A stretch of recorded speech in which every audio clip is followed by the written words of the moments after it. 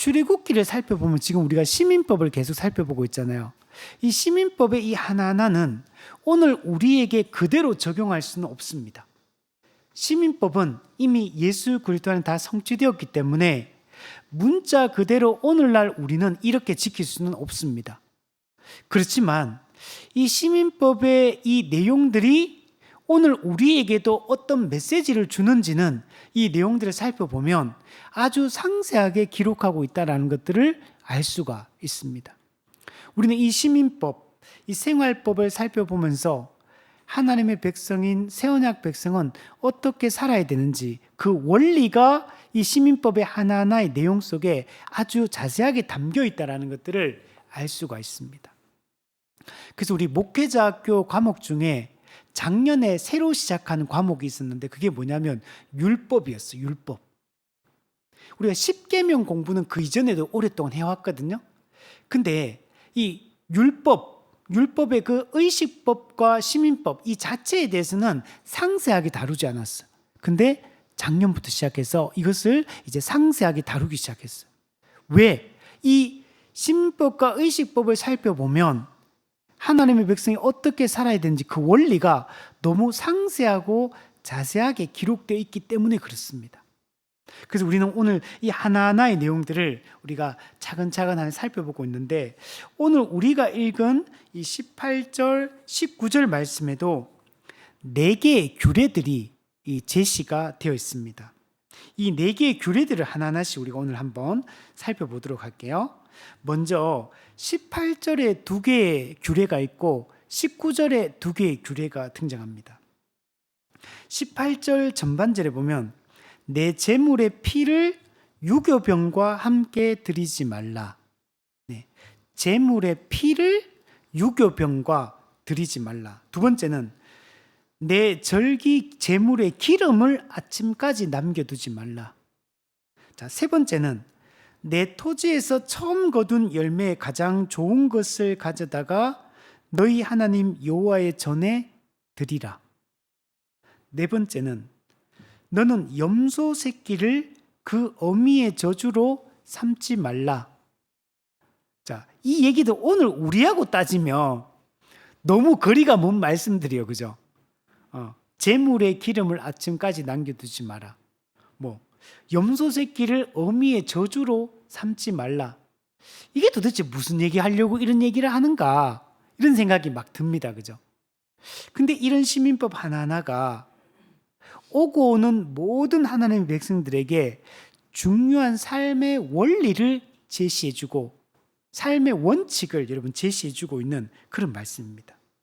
자, 근데 이 말씀은 얼마나 이게 중요한지 출애굽기 34장 25절 26절에서도 이 말씀이 똑같이 기록이 되어 있어요. 한번 볼까요? 이건 한번 찾아볼게요. 출애굽기 34장 자, 한번 찾아보세요. 25절에서 26절. 자, 25절에 보면 너는 내 재물의 피를 유교병과 함께 드리지 말며 유월절 재물을 아침까지 남겨두지 말지며. 요거는 조금 다르죠. 앞에는 기름을 아침까지 남겨두지 마라 그랬는데 여기서는 그냥 유월절 재물을, 근데 이게 사실 의미적으로 똑같은 거예요. 근데 26절에 보면 내 토지 소산에 처음 익은 것을 가져다가 내 하나님 여호와의 전에 드릴지며. 네 번째, 너는 염소 새끼를 그 어미의 저주로 삼지 말지니라. 이게 얼마나 중요한지 출애굽기 23장에도 이게 기록되어 있고 출애굽기 34장에도 2번이나 이게 반복되어 여러분 있다는 겁니다. 이 4가지 규례는 예배와 관련되어 있고 그리고 또 일상생활의 구별과 관련된 이런 메시지들입니다. 근데 왜 이게 23장에 기록이 되어 있는데 34장에서 또 한 번 왜 또 반복해서 이것을 기록하고 있느냐? 이게 중요하기 때문에 기록했는데 34장에 또 한 번 기록되었던 이유는 뭐냐면 금송아지 사건 때문에 그래요. 금송아지 우상을 이스라엘 백성들이 만들거든요. 이 사건은 심각한 사건이에요. 하나님을 형상으로 만들지 말라고 10계명, 2계명에서 말했거든요. 근데 하나님을 눈에 보이는 금송아지 형상으로 만들어 가지고 이것이 너희를 애굽에서 구출해낸 너희 하나님 여호와다 그러면서 눈에 보이는 형태로 하나님을 만들어서 예배하라고, 제사하라고 이렇게 했거든요.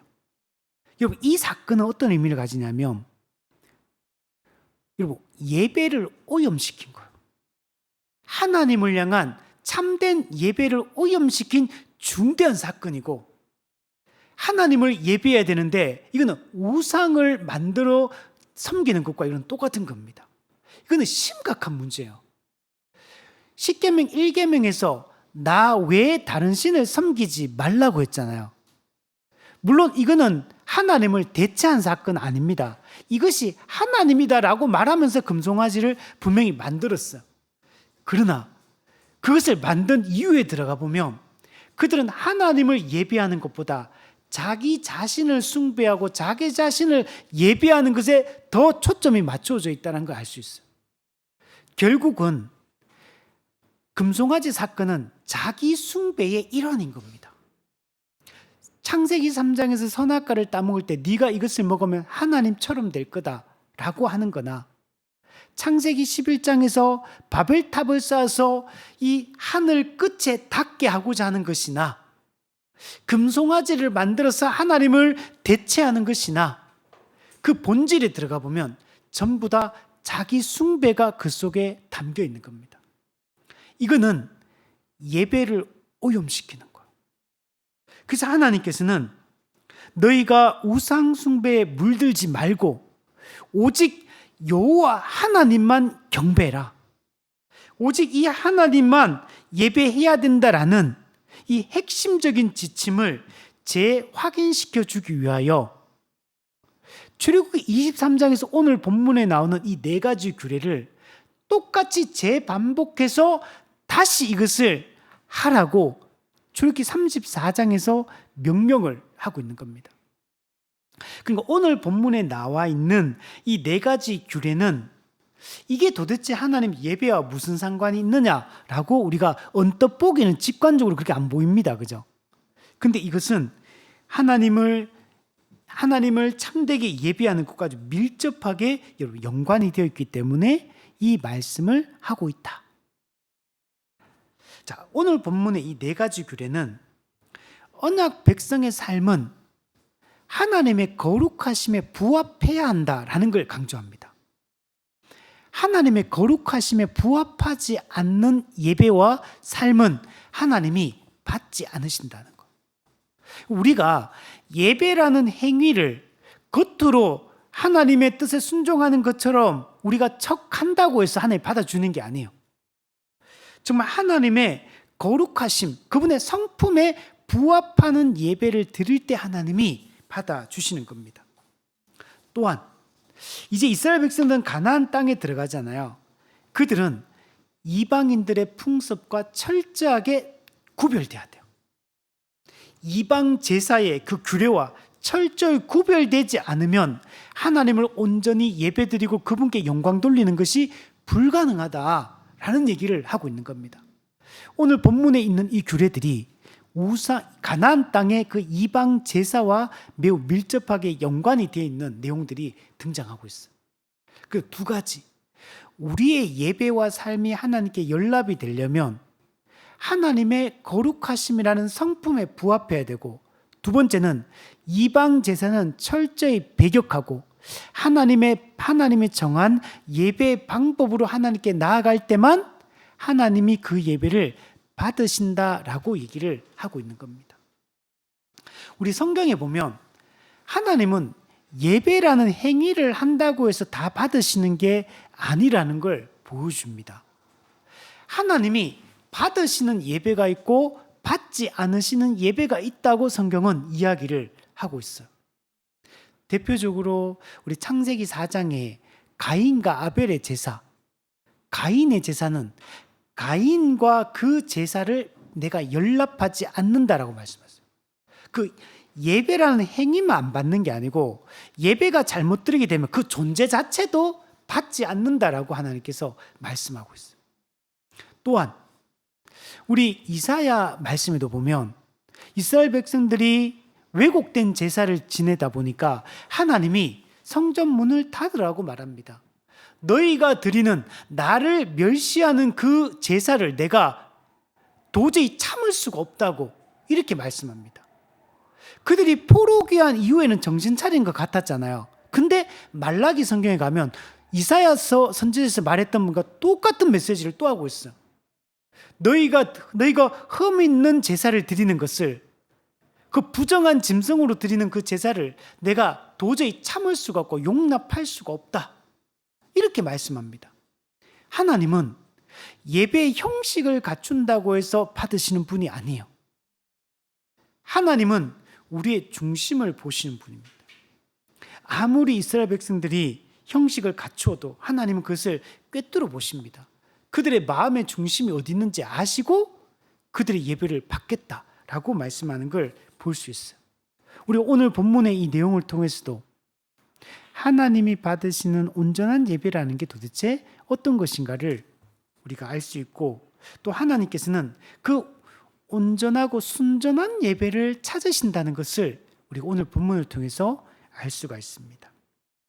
자, 한 가지씩 한번 살펴보면, 자, 첫 번째 18절 상반절, 너는 내 제물의 피를 유교병과 함께 드리지 말며. 자, 제물의 피와 두 번째 유교병, 이 두 가지는 하나님께 함께 드릴 수 없다라고 얘기합니다. 여러분, 이 피는 뭘 상징하냐면 출애굽의 구속 사역을 기념하는 것입니다.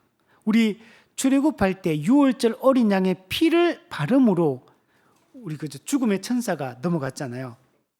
근데 이 피라는 거는 아주 중요한, 아주 상징적인 의미가 있는 거잖아요. 그죠? 유월절 어린 양의 피. 근데 이걸 유교병하고 같이 드리면 안 된대. 유교병은 어떻게 만들어집니까? 누룩이 들어가 있는 이게 핵심이거든요. 즉 쉽게 얘기하면 출애굽의 구속의 은혜를 상징하는 피하고 죄를 상징하는 누룩이 들어간 이 빵을 같이 드릴 수 없다. 이거는 합당하지 않다라고 얘기를 하는 겁니다. 여러분, 그래서 우리 성경의 마태복음에 보면 바리새인과 서기관들의 그 누룩을 주의하라 이렇게 말하고, 적은 누룩이 온 덩어리에 퍼지는 것을 너희가 알지 못하느냐. 누룩은 죄를 상징하고 악을 상징하거든요.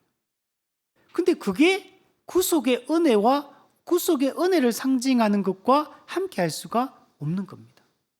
피와 누룩, 피와 유교병은 절대로 공존할 수 없는 것, 섞일 수 있는 성질의 것이 아닌 겁니다. 우리도 마찬가지죠. 우리도 구별된 존재잖아요. 교회가 구별된 존재는 아무하고나 함께해서는 안 되는 겁니다. 공존할 수 없어요. 혼합될 수 없어요. 함께해서는 안 되는 겁니다. 그 성경에 우리가 거룩, 카도시, 구별되다 이런 뜻, 구별되다. 깨끗하다는 의미도 있지만 더 중요한 의미가 구별되다는 의미예요. 우리는 교회라는 존재가 어떤 겁니까? 불러내어서 구별시킨 무리거든요. 이 세상 속에서 다 타락한 죄인들 속에서 구별해서 불러내어서 따로 모아놓은 무리를 교회 에클레시아라고 하거든요. 에크칼레오, 밖으로 불러내다. 밖으로 불러내서 구별시킨 무리, 이게 성도요, 교회인 겁니다.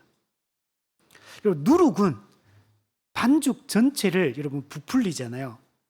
누룩은 옆에 있는 모든 것을 전염시키고 이렇게 영향을 미치는 이런 성질을 가지고 있습니다. 여러분, 누룩, 이 죄는 우리 엄밀히 퍼져나가고 공동체 전체를, 하나님 백성 전체를 오염시키는 그런 역할을 하는 겁니다. 그 성경에는 항상 이 누룩을 주의할 것을, 죄를 용납하지 말 것을 성경에서는 강조를 하고 있습니다. 반면에 피는 성경에서 무엇을 상징하냐면 이건 속죄의 매개입니다. 속죄의 매개. 생명을 대신하여 드려지는 그 속죄의 매개 역할을 하는 것이 여러분 피입니다. 레위기 17장 11절에 보면 육체의 생명은 피에 있다. 즉 생명은 피에 있다. 즉 피 이꼴 생명이라고 성경에서 이야기를 하고 있습니다. 내가 이 피를 너희에게 주어 제단에 뿌려 너희의 생명을 위하여 속죄하게 하였다. 피를 뿌리고 제단에 뿌려가지고 우리 생명을 속죄하게 했다. 그러니까 피와 속죄, 피와 생명과 밀접하게 연관이 되어 있는 개념이라는 걸 알 수가 있죠. 뒤에도 이렇게 얘기합니다. 생명이 피에 있으므로 피가 죄를 속하느니라. 피가 흘려지지 않으면 속죄가 이루어지지 않는다라고 얘기를 하는 겁니다. 이걸 신학적으로 한번 정리해 보면, 여러분 죄의 대가는 뭐냐면 죽음이죠. 죄의 결과는 죽음, 사망입니다. 자, 그런데 이 죽음의 문제, 이 사망의 문제를 해결하기 위해서는 반드시 뭐가 필요하냐면 피가 필요한 겁니다. 피 흘림이 필요해요. 두 번째는 피 뿌림이 필요합니다. 그 성경에 보면 제사 제도에 들어가면 피를 흘렸다라는 말도 나오고 피를 뿌린다라는 말이 나와요. 피를 흘리는 것은 예수님께서 어린 양이 객관적으로 죽는 걸 얘기하는 거고, 피를 뿌리는 것은 그리스도의 뿌려진 피, 희생제물의 피를 우리한테 뿌려줘서 우리하고 상관 있게 만드는 걸 피를 뿌린다라고 말하는 거예요. 우리는 피 흘림과 피 뿌림을 통하여 속죄를 여러분 받게 되는 겁니다. 그럼 왜 피가 속죄의 기능을 하느냐라고 할 때, 피를 흘렸다라는 말의 의미는 뭡니까? 피를 흘렸다는 말은 죽었다는 말이죠. 죽었다는 말의 의미는 뭡니까? 형벌이 집행되었다. 그러니까 피를 흘렸다는 말은 죽었다는 의미고, 죽었다는 의미는 형벌이 집행되었다는 말이죠. 그럼 형벌이 집행되었다는 말은 무슨 말이에요? 죄가 해결되었다. 죄 문제가 해결되었다. 이걸 이야기를 하고 있는 거죠. 그렇기 때문에 성경에서 피는 곧 생명이다. 생명은 피에 있다. 피가 속죄하게 한다. 이렇게 표현하는 거예요. 그래서 우리는 이 피를 속죄의 매개다. 피가 없이는 속죄라는 게 이루어지지 않기 때문에 속죄의 매개다라고 얘기를 하는 겁니다. 근데 원래는 죄인인 우리가 죽어야 되죠. 근데 우리가 스스로 만약에 피를 흘리고 형벌을 받아버리면 결과는 영원히 지옥에 있는 거예요. 상태 자체가 지옥에 있는 상태가 되어버리죠. 그러면 구원이라는 거는 불가능해지는 거죠. 그러면 우리가 죄인이 스스로 죽을 수는 없는 상황이죠. 구원을 받으려면. 대신 누군가가 죽어야 되는 거죠. 구약에는 그걸 모형적으로 보여준 게 뭡니까? 짐승 제사인 거예요. 짐승의 희생 제사를 보여준 거. 근데 그 짐승 제사가 실제로 예표하고 있는 실체는 무엇입니까? 예수 그리스도의 십자가, 그리스도의 희생 제사, 그걸 상징하고 있는 거죠. 그래서 이게 짐승이 피를 흘리고 그리스도가 우리를 대신 피를 흘리면 어떤 결과가 나타납니까? 죄의 사함을 받아가지고 깨어진 하나님과의 관계가 회복되게 되는 거죠. 하나님과의 관계가 다시 화목하게 여러분 되는 것입니다. 이 일이 일어난 거예요. 제가 이번 주에 감기 몸살을 해가지고 다 나았는데, 네, 사탕을 하나 먹어야 되는데 아니 다 나았는데 목만 조금 그래요. 자, 그러므로 이 속죄의 매개가 되는 이 피가 뿌려졌는데, 이 피가 여러분 유교병, 누룩하고 함께 있는 거는 어울리지 않는 거예요. 이거는 마땅하지 않는 거예요. 그래서 오늘 본문 얘기하는 거예요.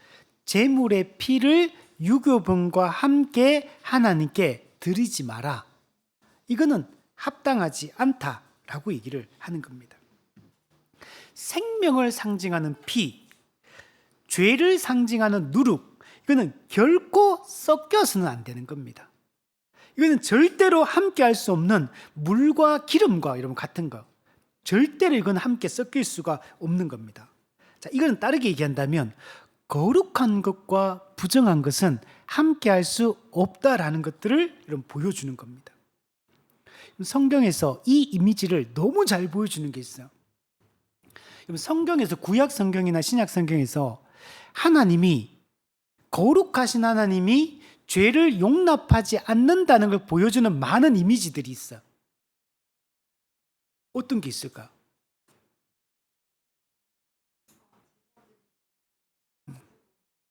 그렇죠. 그것도 구별시키는 거죠. 이게 함께 할 수 없다는 걸 명백하게 보여주는 거. 제사 제도 그 자체도 여러분 함께 할 수 없다는 걸 보여주는 거죠. 성막 함께 할 수 없다는 걸 보여주는 거. 그래서 아무나 성막에 못 들어오는가. 구별되어 있는 거죠. 그리고 또 하나님의 말씀 보세요. 율법의 말씀들. 죄를 지은 한테 뭐합니까? 심판합니다. 심판한다는 자체가 하나님은 죄를 용납하지 않고 거룩하지 않은 걸 받아주지 않겠다는 걸 얘기를 하고 있는 거죠. 하나님은 거룩하고 의로운 분이기 때문에 죄와 양립할 수 없는 분입니다. 절대로 죄를 용납하지 않는 분이에요. 이걸 가장 적나라하게 보여주는 게 뭐냐면 예수님이 형벌대속적 죽음을 십자가에 죽는 그 사건 자체예요. 그래서 하나님은 절대로 죄를 용납하지 않는다는 것을 우리를 대신해서 예수님을 십자가에 못 박는 걸 통해 가지고 예수님은 형벌대속적 죽음을 죽게 하는 걸 통해서 하나님은 죄를 절대로 용납하지 않는다는 사실을 우리한테 보여주고 있는 거죠. 이 사건이 구약에서 이 피와 누룩은 함께 할 수 없다라는 이 메시지로 명확하게 이런 보여주고 있는 겁니다. 이 말씀을 통해 하나님은 우리에게 뭘 말씀하냐면 순전한 제사를 드리라는 거예요. 순전한 예배를 하나님께 드리라는 걸 지금 얘기를 하고 있는 겁니다. 이 두 가지를 섞어서 드리지 말라는 얘기는 하나님은 온전하고 순전한 예배를 우리한테 요구하고 계시다는 걸 보여주고 있는 겁니다. 죄를 상징하는 그 어떤 요소도 속죄의 은혜와 여러분 함께 혼합해서는 안 되는 겁니다. 하나님은 자기 백성이 하나님께 나올 때 조금의 이런 죄와 관련된 이 부패한 것들, 이런 것들을 용납하지 않겠다는 걸 여러분 보여주고 있는 겁니다. 여기 대해서 메토엘리는 이렇게 얘기합니다. 누룩은 죄의 본성을 나타낸다. 누룩이 유월절 어린 양의 피와 함께 있어서 안 되는 이유는 속죄의 은혜와 부패한 옛 본성이 결코 공존할 수 없기 때문이다. 속죄의 은혜, 그 다음에 부패한 옛 본성, 이 두 가지는 함께 할 수 없다라고 얘기합니다. 칼빈도 이렇게 얘기합니다. 하나님은 자신의 예배가 조금도 부패로 오염되는 것을 참지 못하신다. 하나님은 용납하지 않아요. 참지 않습니다. 그러므로 하나님은 그의 백성에게 순전함과 신실함으로 자신에게 나아올 것을 요구하신다. 우리가 하나님을 예배드릴 때 순전해야 된다. 온전해야 된다. 인테그리티, 순전한 마음으로 우리가 하나님께 나아가야 됩니다. 유교본과 섞이지 않는 이 순전한 피의 원리가 예수님의 십자가 사역에서 완전히 성취가 된 겁니다. 예수님이 우리를 대신해서 죄에 대한 형벌을 받으심으로 우리가 하나님께 나아갈 때 이 죄가 있어서는 안 된다는 것. 그래서 죄의 이 문제를 완벽하게 해결하기 위해서 예수님이 십자가에 죽으셨다라는 것들을 보여주고 있다는 겁니다. 예수님 어떤 분입니까? 사실 죄가 없는 분이거든요. 태어날 때도 죄와 상관이 없었고 살아가는 동안에도 율법을 어기지 않았기 때문에 죄를 짓지 않는 분이요. 예수님은 전 생애를 통해서, 전 존재를 통해서 죄와 관련이 없는 분이에요. 근데 그분이 우리와 똑같이 우리의 죄의 이 비참한 가운데 생활을 하시고 삶을 사시고 그리고 그분이 우리를 대신해서 그 형벌을 담당을 하신 것입니다. 그래서 이 그리스도의 속죄의 피는 어떤 죄나 부패나 이런 것들이 섞이지 않은 순전한 제물로서 하나님께 드려졌다라는 것들을 알 수가 있습니다. 그래서 고린도전서 5장 7절에 보면 우리의 유월절 양 곧 그리스도께서 희생되셨느니라 이렇게 말씀을 하고 있습니다. 자, 우리가 이런 은혜를 받았잖아요. 그럼 우리는 이제 어떻게 해야 되느냐? 순전한 제사를 하나님께 드려야 됩니다. 순전한 예배를 하나님께 우리는 드리며 살아가야 됩니다. 우리 로마서 12장에 보면 그 말씀이 되죠. 신령한 제사를 드려야 된다. 영과 진리로 드리는 예배를 드려야 된다. 그게 뭐냐면 거룩한 삶을 얘기하는 거예요. 말씀에 순종하여 거룩하게 살아가는 이 거룩한 삶을 신령한 제사, 영과 진리로 드리는 예배라고 얘기를 하고 있는 겁니다. 여러분, 예수님의 이 제사와 예수님이 드리는 이 속죄 제사와 우리 성도들이 드리는 이 신령한 제사는 성격이 전혀 다른 겁니다. 예수님이 드리는 속죄 제사는 형벌을 받는 희생 제사의 성격을 가지고 있는 거고, 우리가 드리는 제사는 우리가 형벌 받는 제사를 드리는 게 아니잖아요. 우리는 그리스도가 다 했기 때문에 감사함으로 하나님께 거룩하게 살아가는 삶의 제사, 삶의 예배를 드리는 게 우리가 드리는 신령한 제사다. 그죠? 이런 제사를 우리는 드리는 것이다. 이걸 알 수 있습니다. 자, 두 번째. 18절 하반절에 내 절기 제물의 기름을 아침까지 남겨두지 말지니라. 제물의 기름은 다른 말 아니라 우리 지방을 얘기해. 지방 덩어리, 지방. 기름을 드리지 말라. 우리 지금 우리 지역 모임에서 목사님들과 레위기 연구를 지금 하고 있거든요. 여기서 레위기 제사제도 살피면서 야, 기름 얘기가 이렇게 많이 나온 줄 몰랐어. 그리고 레위기 찾아보면 기름에 관련된 얘기가 정말 많이 나옵니다. 근데 기름이 너무 중요해요. 자, 레위기 제사제도 보면 기름은 어떤 걸로 묘사되어 있냐면, 여러분, 짐승 중에서 제일 비싸고 제일 중요한 게 뭡니까? 오늘 우리 시대로 한번 따져볼게요. 자, 소고기에서 뭐가 제일 중요합니까? 뭐가 가치 있고 비싸요?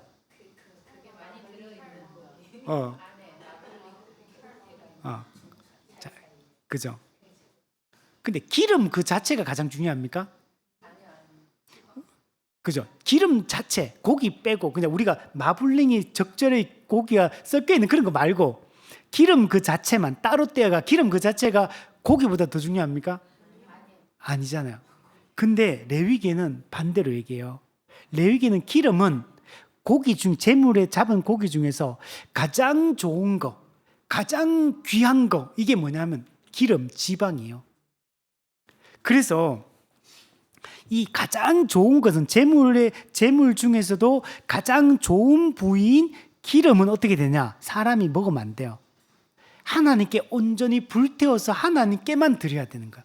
이게 기름인 거야. 그래서 유월절 희생 제물을 만약에 잡았잖아요. 그러면 여기에 기름이 붙어 있고 유월절 제물에 그 좋은 기름이 붙어 있잖아요. 그럼 이거는 아침까지 남겨두면 안 돼. 하나님께 신속하게 온전히 불태워서 하나님께 드려야 돼. 불태우는 거는 하나님께 드린다는 걸 얘기하는 거. 그 제물 중에 또 사람이 먹는 것들이 있거든요. 제사장이 먹는 것도 있고 제사 드리는 제사자가 먹는 것도 있어요. 근데 어떤 것들은 하나님께서 온전히 불태워서 하나님께 드리라고 하는 것들이 있어요. 하나님께 드리라고 명령된 것은 절대로 사람이 먹으면 안 돼요. 하나님께 온전히 불태워서 하나님께 올려드려야 되는 거. 이 기름도 뭐냐면 온전히 불태워서 드려야 된다는 얘기예요. 아침까지 남겨두면 안 돼. 그냥 바로 불태워서 즉시 하나님께 가장 좋은 것은 즉시 드려야 돼. 신속하게, 완전하게. 이게 매우 중요한 예배의 태도인 거예요, 여러분. 오늘 우리에게도 여러분 마찬가지인 겁니다. 예를 들면 레위기 3장 16절에 보면 이렇게 돼 있어. 모든 기름은 여호와의 것이다. 레위기 4장 19절에 보면 그것의 기름은 다 떼어서 제단 위에서 불사르라. 여러분, 기름은 가장 좋은 거기 때문에 오직 하나님께 드려야 돼요. 우리가 가장 존귀한 존재에게 가장 좋은 걸 드리잖아요. 우리 예물을 드릴 때도. 우리가 나보다 낫다고 생각하면 가장 좋은 거 안 줍니다. 그죠? 우리 남는 거 이런 거 주고 하잖아요. 그죠? 가장 존귀한 분에게 가장 좋은 걸 여러분 우리가 드려야 되는 거예요. 그래서 레위기 3장에 보면 이런 말씀이 있어요. 기름을 하나님께 드리는데 얼마나 자세하게 설명하는지 이렇게 미골에서 밴 기름진 꼬리와 내장에 덮인 기름과 내장에 붙은 모든 기름과 두 콩팥과 그 위의 기름 곧 허리 쪽에 있는 기름과 간에 덮인 꺼풀을 거기에 붙은 기름을 콩팥과 함께 떼어내가지고 하나님께 불사르라 이렇게 얘기해요. 정말 자세하지 않습니까? 미골에 밴 기름진 꼬리에 붙어있는 기름, 내장에 붙어있는 기름, 콩팥에 붙어있는 기름, 허리 쪽에 붙어있는 기름, 기름을 이렇게 세분하게 이런 걸 다 기름을 떼가지고 모아가지고 하나님께 불사르라고 얘기하는 거예요. 왜? 가장 좋은 부위니까, 가장 귀한 것이니까. 우리 사무엘상에 그 엘리 대제사장 자기 아들들 어떻게 합니까? 하나님께 제물 드릴 때 좋은 것만 쏙 빼가 자기가 먼저 먹어버려. 그건 무슨 의미입니까? 하나님을 존귀하게 예배하지 않는다는 얘기예요. 자기가 좋은 거 빼먹는 거는 자기가 높아지고 자기가 숭배를 받는 것을 얘기를 하는 겁니다. 여러분, 기름은 제물 중에 가장 좋은 거기 때문에 마땅히 하나님께 전부를 올려드려야 돼요. 하나님의 것은 하나님께 전부를 올려드려야 됩니다. 이것은 오늘 우리에게 적용해 본다면 우리가 하나님께 예배하고 하나님께 헌신할 때 어떻게 되냐? 즉시 신속하게 해야 되고요. 두 번째는 완전하게 하나님께 예배하고 완전하게 하나님께 헌신을 해야 된다는 걸 말하고 있는 겁니다. 아침까지 남겨두지 말라는 거잖아요. 지금 이 제물이 언제 제물이냐면 6월절 제물이에요, 이게. 그래서 아까 전에 34장에 뭐라고 했어요? 6월절 제물의 고기를 아침까지 남겨 이렇게 말했잖아요. 6월절은 언제입니까? 14일 저녁이잖아요. 정월 14일 저녁인데 그날 다 먹어야 돼. 그리고 하나님께 바쳐야 될 기름은 그날 14일 저녁에 다 불태워야 되는 거예요. 근데 아침까지 남겨둔단 말은 15일까지 남겨둔다는 얘기네요. 그걸 지금 금지하고 있는 거예요. 우리 생각에는 그게 뭐 그렇게 중요하냐. 14일 저녁에 고기 잡아가지고 고기 나눠 먹고 나면 15일 겨우 불과 하루도 안 지난 시간이지. 아침까지 남겨둬봤자. 그거 아침까지 좀 남겨뒀다고 그게 뭐 그리 대수냐 이렇게 생각할 수 있겠지만 하나님께 온전히 드려야 될 하나님의 것을 하나님께 드리지 않는 것은 자기가 하나님의 것을 취하는 것과 같은 거예요. 이렇게. 구약의 아간 사건도 보세요. 하나님께 드려야 될 것들을 자기가 취해버리니까 즉시 심판받아 죽잖아요. 신약의 오순절 성령 강림 이후에 아나니아 삽비라가 하나님께 다 바치겠다고 하나님께 헌신해놓고 반틈만 드리고 반은 남겨두고 어떻습니까? 즉시 잡아가 하나님이 즉결 처분으로 사형시켜버립니다. 하나님께 드린 것은 반드시 하나님께 바로 드려야 되고 완전하게 드려야 돼요. 우리가 하나님의 것임을 뻔히 알면서도 내가 신속하게 드리지 않고 미룰 수도 있잖아요. 아침까지 남겨두고 저녁까지 남겨두고 모레까지 남겨두잖아요. 그러면 기름이 상하게 되죠. 그럼 흠이 쏟아버리는 거야. 하나님의 것을 도둑질하는 것이고 하나님께 드려야 될 영광과 예배를 자기가 취하는 것이에요. 그는 구약의 아간 사건과 신약의 아나니아 삽비라처럼 즉결 처분을 받을 만한 이런 심각한 죄라는 사실을 우리가 기억을 해야 되는 겁니다. 여러분, 구약의 존 길이 구약 주석에서 이런 얘기를 합니다. 하나님께 드릴 것을 미루는 것은 위험하다. 하나님께 드려야 될 많은 것들이 있어요. 우리 구약에도 보면 하나님께 드릴 것을 사람이 취하거나 뒤로 미루거나 이렇게 되면 책망을 받고 심판을 받거든요. 이거는 위험해요. 성경에 예를 들면 서원이라든지 서약 같은 것도 하잖아요. 하나님께 서약했을 때 그게 자기에게 해로울지라도 지키라고 성경은 얘기해요. 하나님과 약속이니까, 하나님께 서원한 거니까, 이게 내가 이 서약을 지키는 게 나한테는 해로울 수 있어, 내 입장에서는. 근데 그거는 하나님께는 좋은 거거든요. 그 지키라는 거예요. 오늘 드려야 할 제물을 내일로 미루는 자는 결국 아무것도 드리지 못하는 자리에 이르기가 쉽다. 여러분, 무슨 말이냐면 한번 미루면 드리기가 싫어져. 하나님께서 한번 미루면 드리기 싫어지니까 자꾸 미루겠죠. 그럼 어떻게 될까요? 아무것도 하나님께 안 드리는 상태가 돼버린다는 거. 리차드 백스도 이런 얘기합니다. 내일이라는 말은 마귀가 사람의 영혼을 도둑질하기 위해서 사용하는 가장 흔한 도구다. 내일부터 열심히 하자. 내일부터 성경 읽자. 내일부터 예배 드리자. 내일부터. 마귀는 이 내일부터를 사용한다는 거예요. 그렇죠. 예수님께서 말씀하셨죠. 오늘 오늘 이따가 아궁이에 던져지는 들풀도 잎이 시는데, 그게 아니네요. 그죠? 그 구절이 아닌데. 그 구절이 아니고, 그 내일은 없다 하는 말 있잖아요. 성경에 그 구절이 갑자기 생각이 안 나네. 그죠. 하나님이 내일 심판할 수도 있고, 그죠. 오늘 그 창고에 재물을 쌓았다가, 그죠. 하나님은 오늘 네 영혼을 도로 부르면 어떡하냐. 그러면 누가 차지하겠느냐. 누가 그 재물을, 네 재물을 누리겠느냐. 그런 얘기 하잖아요. 그죠. 우리는 내일이 있죠. 근데 하나님의 시간표에는 우리의 내일이 없을 수도 있는 거예요. 오늘도 저는 매주 교회 올 때마다 대구 교통통계상을 항상 보거든요. 저는 오다 보면 있거든요. 지난주까지 몇 주 동안 한 명도 안 죽었어요. 대구 교통사고로. 그래서 33명에서 계속 오랫동안 있다가 몇 주 전에 34명, 한 명 늘었더라고요. 근데 오늘 몇 명이에요? 37명이요. 교통사고로 죽은 사람이에요. 부상자가 아니고. 사망한 사건이 올해 37명이 돼 있더라고요. 그 사람이 교통사고로 죽을 줄 누가 알겠습니까?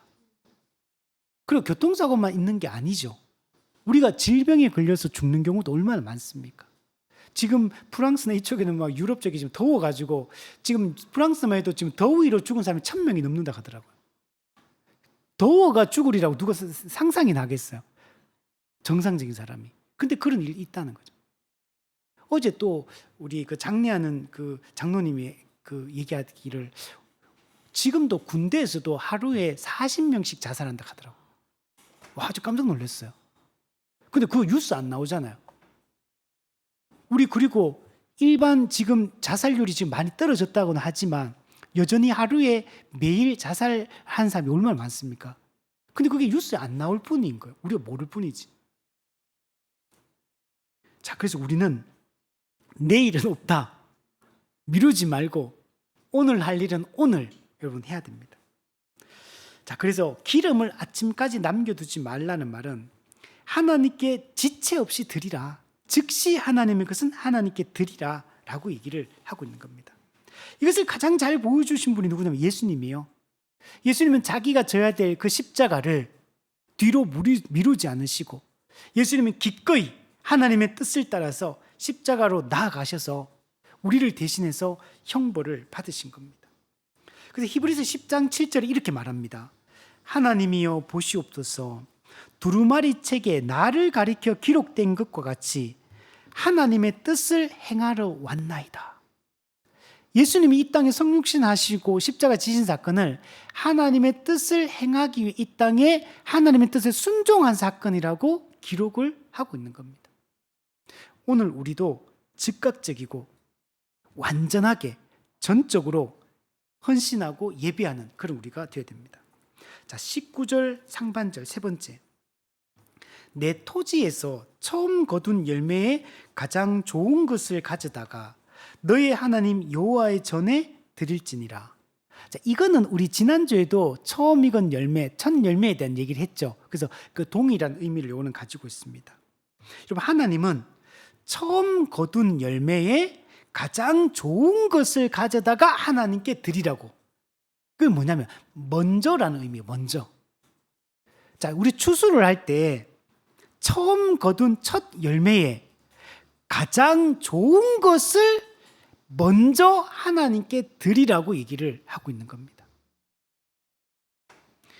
그죠? 처음 거둔 열매 중에도 좀 별로 안 좋은 거, 그죠? 흠 있는 거 이런 거 따로, 내 거는 제일 좋은 거는 따로 이제 놔두고 좀 안 좋은 거 이런 거 드릴 수도 있잖아요, 그죠? 그리고 하나님께 먼저 드리기 전에 내가 먼저 먹어버리고, 그죠? 내가 먼저 먹고 나서 그리고 하나님께 드릴 수도 있고, 안 된다는. 중요한 원리요. 첫 열매에 가장 좋은 걸 드려야 돼요. 우리도 시간을 어떻게 됩니까? 가장 좋은 시간을 하나님께 드려야 돼요. 물질도 가장 좋은 것을 하나님께 드려야 돼요. 우리의 마음과 중심도 가장 좋은 걸 드려야 돼요. 내 상태도 이런 것도 내 가장 좋은 상태를 하나님께 드려야 돼. 그래요. 우리가 다른 일에 나를 위한 일, 세상을 위한 일에는 에너지 다 쓰고 이제 하나님께 드려야 될 시간에는 에너지가 없으면 안 돼요.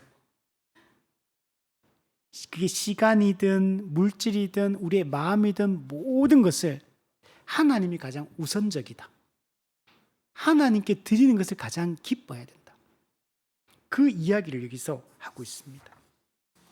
첫 열매를 드리는 이 행위는 두 가지 의미를 담고, 하나는 감사를 표현하는 거고, 두 번째는 하나님을 향한 신뢰를 표현하는 거라고 할 수 있습니다. 감사를 표현한다는 말은 첫 열매를 하나님께 먼저 드린다는 것은 우리의 모든 소출이, 소산이 내 능력으로 얻은 게 아니라는 거예요. 하나님의 은혜의 공급이라는 사실, 이것을 믿고 이것을 내가 진짜 신뢰하기 때문에 첫 열매를 여러분 드리는 겁니다. 우리가 정말 이렇게 생각하기 쉽거든요. 내가 수고한 내 노력과 내 열심과 내가 다른 사람은 놀 때 나는 땀 흘렸기 때문에 이걸 얻었다, 이렇게 생각할 수 있거든요. 내가 이걸 얻기 위해서 내가 엄청 남 잠잘 때 나는 공부하고 뭐하고 해서 얻었다, 이렇게 생각할 수 있거든요. 내가 내 힘으로 얻었다, 이렇게 생각하기 쉬워요. 근데 그게 아니고 하나님이 은혜로 주셨다, 하나님의 은혜의 공급이다 라는 걸 인정하는 예배 행위가 여러분 이 첫 열매를 드리는 겁니다. 두 번째는 신뢰의 표현이에요. 첫 열매를 드리는 것은 첫 열매 이후에 또 남은 수확이 있잖아요, 그죠? 그 모든 것도 하나님의 것이라는 걸 인정하는 거예요.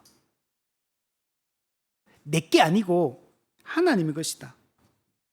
첫 열매 이후의 모든 수확물도 내게 아니고 하나님의 것이다.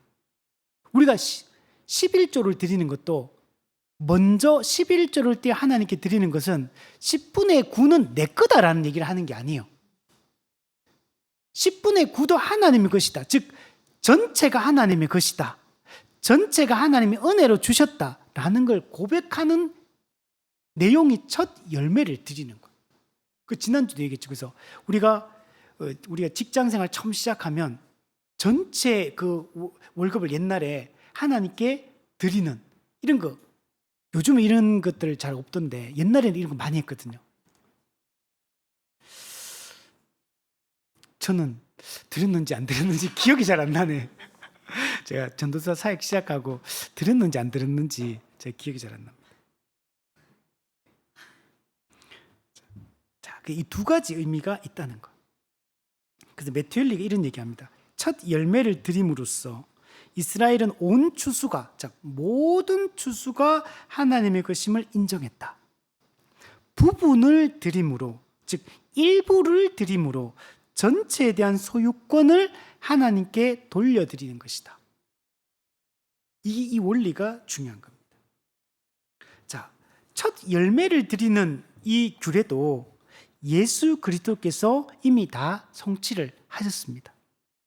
우리 고린도전서 15장에 예수 그리스도를 첫 열매, 부활의 첫 열매라고 얘기하는 걸 알 수 있죠.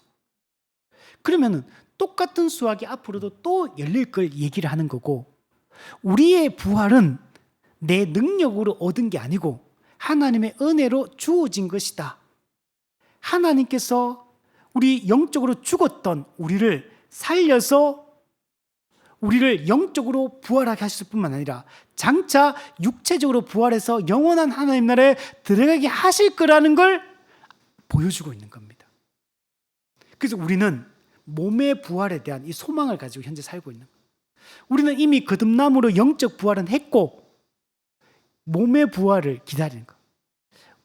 나중에 그리스도의 심판대 앞에서 우리는 멸망이 아니고 우리는 영원한 생명에 들어갈 게 이미 보증되어 있다는 것.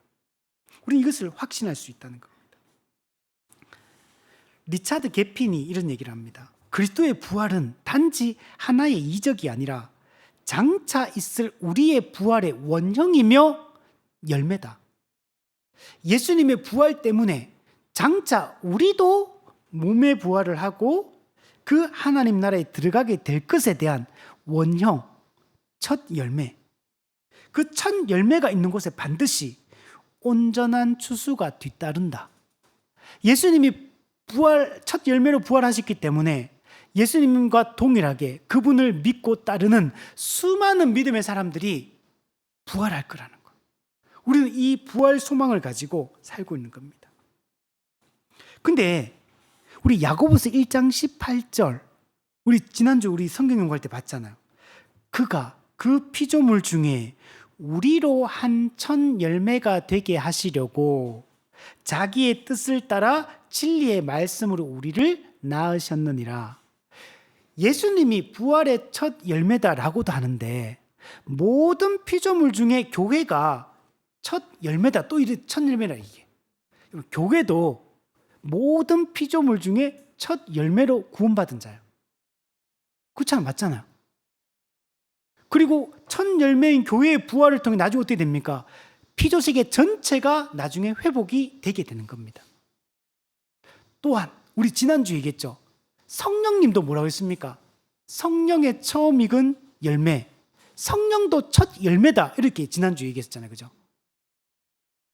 그래서 우리가 첫 열매를 우리가 드리는 것을 통해서 우리에게 이 모든 구원의 은혜가 우리에게 이미 다 주어져 있다는 사실들을 우리는 확신할 수 있게 되는 겁니다. 자, 마지막으로 19절 하반절. 너는 염소 새끼를 그 어미의 저주로 삼지 말지니라. 자, 이게 무슨 말 같아요? 염소 새끼를 그 어미의 저주로 삼는다. 이거 이전에 이 성경 구절 읽었던 기억이 납니까? 그리고 이런 율법이 있어. 이런 율법이. 그죠? 이게 여러분 재밌는 거는 신명기 14장 21절에 또 반복이 됩니다. 이게 뭐 그렇게 중요하길래 이걸 또 반복하고 있느냐. 자, 세 가지 이유 때문에 반복하고 있다고 할 수 있습니다. 자, 첫 번째. 고대 근동에는 여러분 이방 제사 관습과 이게 매우 밀접하게 연관이 돼 있어. 그래서 하나님의 백성인 언약 백성은 이방인들이 드리는 그런 제사를 따르면 안 된다는 거. 우상 숭배할 때 행하던 이런 관습을 구별된 하나님의 백성이 그것을 따르는 것은 곧 우상 숭배에 동참하는 것과 여러분 같은 거기 때문에 하나님의 백성은 이런 것을 하면 안 된다라고 얘기하는 거예요. 여러분 가나안 종교는 새끼 염소를 어미젖에 삶아 버리는 거예요. 어미젖에다가 물에 삶는 게 아니고 엄마 젖에다가 아기를 삶는 거와 똑같은 거 이게. 이런 일들을 가나안 종교는 행했던 겁니다. 그럼 왜 이렇게 했느냐? 다산과 풍요를 기원하는 주술적 행위로 했어. 다산, 풍요 이걸 위해 가지고 그 가나안 종교는 바알 종교도 어떤 거냐면 비를 많이 내리가 농사에 도움을 얻으려고 뭘 합니까? 신전 창기들을 둬가지고 신전 제사장들과 신전 여사제들이 창기들이 엄란한 행위를 어떻게 합니까? 집단적으로 해요. 과거에는 이런 것들이 되게 많았어요. 그렇게 하면 어떻게 됩니까? 그 신이 바알 신이 아세라하고 바알 신이 인간들이 엄란한 이 성적 행위를 하는 걸 보면 신이 그걸 보고 흥분해가지고 비를 내려준다는 거. 이게 여러분 풍요의 신 바알인 거, 다산의 신 아세라인 거. 이걸 갖다가 가나안 종교들은 이런 행위로서 이런 일들을 했다는 겁니다. 그걸 하기 위해서 새끼 염소를 어미 젖에다가 삶는 이런 일들을 이 당시에도 했다는 겁니다. 근데 언약 백성은 이방인들이 드리는 이런 우상 숭배적 관행을 우리는 따라서는 안 되는 겁니다. 이것은 철저히 하나님의 뜻과는 무관한 것이고 하나님의 뜻과는 여러분 하나님의 뜻을 거스르는 행위들이기 때문에 이런 것들을 철저히 배격해야 됩니다. 즉 이 말은 무슨 말이냐면 언약 백성, 하나님의 백성은 이방인들과 철저히 구별되어야 된다라는 얘기를 하고 있는 겁니다. 우리는 하나님이 정한 방법대로 오직 여호와 하나님, 성경의 그 하나님만 예배해야 되지 하나님이 정하지 않은 방법으로 다른 우상에게 경배하는 것들은 합당하지 않다. 하나님을 믿는 백성들은 오직 여호와 신앙만 가져야 되는 거예요. 오직 하나님만 영광을 돌려야 돼요. 하나님께만. 하나님 위에 다른 신은 없다. 우리 십계명 1계명 여호와 외에 다른 신은 없다. 세상에는 많은 신과 많은 주가 있지만 그거는 사탄이 우리를 속이는 거지 진짜 하나님과 동등한 의미의 신은 없다. 오직 하나님 외에 신은 없다. 이걸 우리는 분명히 믿어야 됩니다. 자, 두 번째, 염소 새끼를 어미의 젖에 삼는 것은 하나님의 창조 질서를 거부하는 거예요. 하나님은 창조 질서를 존중하기 원합니다. 여러분, 염소 어미에게 젖을 준 거는 그 젖을 줄 목적이 뭡니까? 새끼를 먹이라고 준 거잖아요. 새끼의 생명을 살리라고 준 거예요. 젖이라는 어미의 젖은 새끼에게 생명을 주고 살리는 역할을 하는 건데 역할 자체가 근데 이거는 어미의 젖으로 새끼를 삶아버리니까 죽이는 역할하고 파괴하는 역할을 하는 거죠. 하나님이 정한 창조 질서에 따라서 그 목적에 부합하게끔 그런 것들을 사용하지 여러분 않는 겁니다. 이거는 창조 질서를 뒤틀어 버리는 거고 하나님이 정한 창조의 원리를 부정하는 것과 같은 것입니다. 그 존 길이 이렇게 얘기합니다. 생명을 유지하도록 정해진 것을 생명을 파괴하는 데 사용하는 것은 창조 질서 자체를 거스르는 잔인한 행동이다.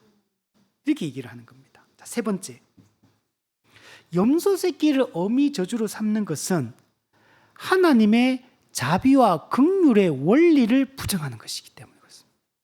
하나님 어떤 분이냐면 긍휼과 자비를 베푸는 분이에요. 근데 여러분 새끼를 어미 젖으로 삼는 것은 얼마나 이건 비참한 거예요. 우리 영화 같은 데 보면 이런 거 하거든요. 자기 동료를 자기 총 쥐어주면서 네가 이 사람 쏴 죽여라 이런 얘기해. 이런 거 많잖아요. 영화 같은 데 보면 잔인하게 죽이려면 그냥 자기가 적군을 쏴 죽이면 되는데 굳이 아군의 총 네가 쏴 죽이라고 이렇게 시키잖아요. 비참한 거잖아요. 이건 잔인한 거거든요.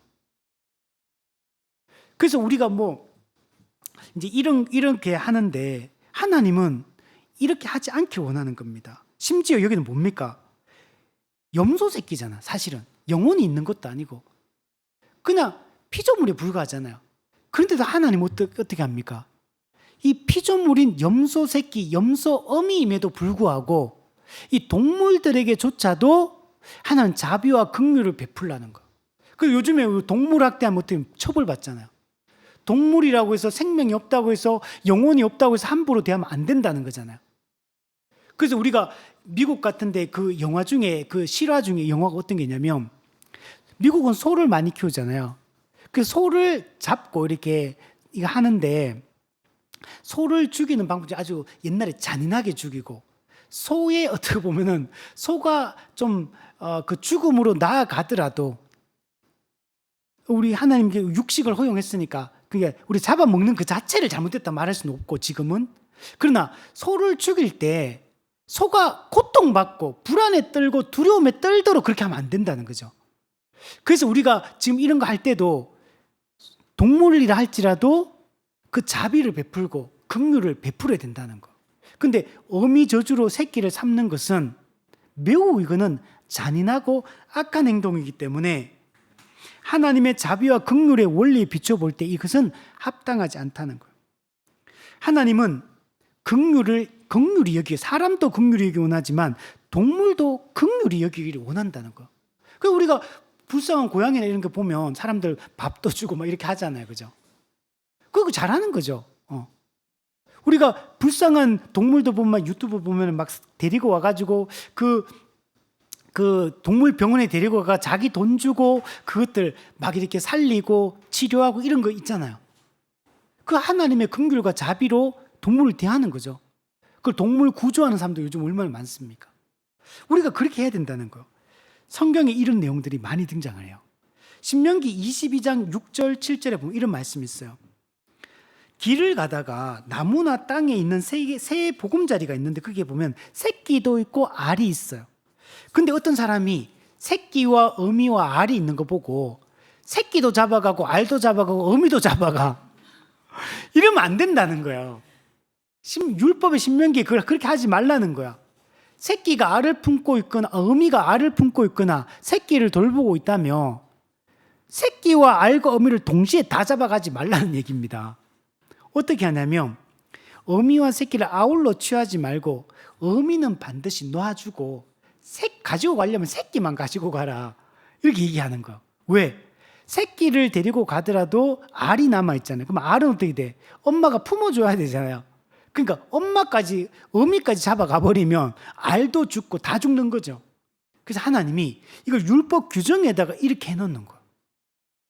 야, 하나님 이런 것까지 신경 쓰시는 거예요. 그럼 성경에도 예수님께서 말해요. 참새가 땅에 떨어지는 거 하나님이 허락하지 않으면 땅에 떨어지지 않는다라고 말씀하는 거예요. 출애굽기 23장 5절에도 있었어. 우리 지난번 살펴봤던. 네가 만약 너를 미워하는 사람의 나귀가 짐이 너무 무거워가지고 짐을 싣고 가다가 원수의 나귀가 주저앉아 버렸어. 그때 어떻게 되냐면 거기 그냥 놔두지 말고 반드시 도와서 그 소를 나귀를 일으켜 주라고 얘기를 합니다. 자, 여기는 두 가지가 있어. 첫 번째, 원수가 위험에 처하면 원수를 도와주라는 얘기를 하고 있고, 두 번째, 그 원수의 나귀가 넘어지니까 그 짐을 실은 상태에서 나귀가 넘어져서 막 발버둥 치고 나귀가 고통스럽잖아요. 그러니까 그 나귀를 일으켜 세워서 나귀가 고통을 받지 않게 해주라는 의미가 담겨 있는 거. 원수라도 원수의 재산과 생명에 피해가 입지 않도록 도우라. 그 낙이나 소도 고통을 받지 않도록 도우라는 의미가 여기 담겨 있는 거예요. 하나님의 긍휼과 자비는 사람에게, 심지어 원수에게도, 심지어 동물에게도 이 자비와 긍휼을 하나님이 베풀라고 이야기를 하고 있는 겁니다. 이게 왜 중요하냐면 언약 백성의 삶 전체가 하나님의 긍휼과 자비와 거룩하심과 하나님의 그 성품을 반영하기를 원하시는 거예요. 우리가 불쌍한 고양이와 강아지를 돕는 거, 굶어 죽어가고 있는 동물에게 치료하고 밥을 주는 거, 이것도 하나님의 긍휼과 자비의 성품을 반영하는 방법이라는 거예요. 우리가 함부로, 사람은 더욱더 그렇겠죠. 사람이 쓰러져 있을 때, 고통받고 있을 때, 그가 어려움에 처했을 때 도와주라는 거잖아요. 그 사람이 원수라도 도와주라는 얘기예요. 하나님이 어떤 분인가? 하나님은 자신의 그 성품을 우리의 삶을 통해서 드러내기를 원하십니다. 그래서 하나님의 백성들은 더 정말 인정이 많고 긍휼이 많고 사람들을 돕고 섬기고 베풀기를 좋아하고 이런 사람이 되어야 됩니다. 그래서 칼빈이 이렇게 얘기합니다. 율법의 이 작은 규례들은 이스라엘에게 잔인함을 미워하고 우리는 잔인한 걸 미워하라는 거예요. 근데 그리스도인이 잔인하면 안 되겠죠. 오히려 우리는 긍휼을 사랑하고 이 긍휼의 성품을 훈련시키기 위해서 하나님이 이 규례들을 주셨다라고 말합니다. 그러면서 뭐라고 얘기하냐면 중요한 얘기를 해요. 짐승에게 긍휼을 베풀 줄 아는 자가 이웃에게도 긍휼을 베풀 줄 안다. 우리 영화 같은 데 보면 이런 얘기가 나요. 동물 사랑하는 사람 치고 안 좋은 사람 없다. 이런 얘기 하더라고요. 동물을 사랑하는 사람이 동물을 사랑하는데 사람을 사랑하지 않겠느냐. 동물을 긍휼히 여기고 사랑하는 사람이 사람한테도 잘한다는 거죠. 우리 거기 보면 그 동물 학대하는 이런 뉴스 한 번씩 나올 때 있잖아요. 뭐 자기 집에 개를 차에다가 매달아가 막 끌고 가는 그 지난번 나왔잖아요. 이런 것들은 그 사람은 분명히 사람한테도 잔인할 거라는 거예요. 근데 불쌍히 여길 줄 아는 사람은 사람도 불쌍히 여기고 긍휼히 여긴다는 거예요. 하나님은 우리가 그런 하나님의 성품을 본받아서 그런 삶을 살기를 원하신다는 거예요. 자, 정리하면 하나님은 우리의 예배가 순전하고 온전하기를 원하십니다. 우리의 헌신이 신속하고 완전하기를 원하십니다. 하나님은 첫 열매를 하나님께 드림으로 모든 것은 하나님의 은혜로 주어진 것이고 하나님의 것이고 우리는 청직이라는 사실을 기억하기 원하십니다. 세 번째, 하나님은 우리가 생명을 사랑하고 긍휼과 자비를 베풀기를 원하십니다. 심지어 짐승에게도 그렇게 하라고. 그것은 곧 하나님의 우리가 한 몸으로 부름받은 사람을 그렇게 사랑하고 더 나아가 하나님을 정말 사랑하는 사람이 되기를 원하시기 때문에 이 네 가지 규례를 주셨다라고 말씀을 하고 있습니다. 이 모든 규례는 그리스도 안에서 완전히 성취가 여러분 되었습니다. 여러분, 그리스도는 순전한 유월절 어린 양이십니다. 그리스도는 지체 없이 십자가에 순종하신 종이십니다. 그리스도는 부활의 첫 열매이시고 우리에게 생명을 공급하기 위해 자기 자신을 내어주신 은혜의 원천이 되시는 분이 예수 그리스도입니다. 우리는 그리스도 안에서 성취된 이 실체를 이미 맛보고 있는 사람들이에요. 이제 우리는 우리가 이것을 맛본 자로서 이 은혜를 아는 자로서 합당하게 살아가는 게 우리는 중요합니다. 우리는 순전한 예배를 드리고 순전한 삶을 살아가는 그런 우리가 되어야 됩니다. 우리는 세속적 가치관이 우리 가운데 들어오지 못하도록 적은 누룩이 온 덩어리에 퍼지는 것을 우리는 막아야 됩니다. 우리는 복음을 바르게 가르침으로 변질됨이 없이 복음이 선포됨으로 우리의 예배가 더 온전해질 수 있도록 해야 됩니다. 주를 향한 헌신을 우리는 미루지 말아야 됩니다.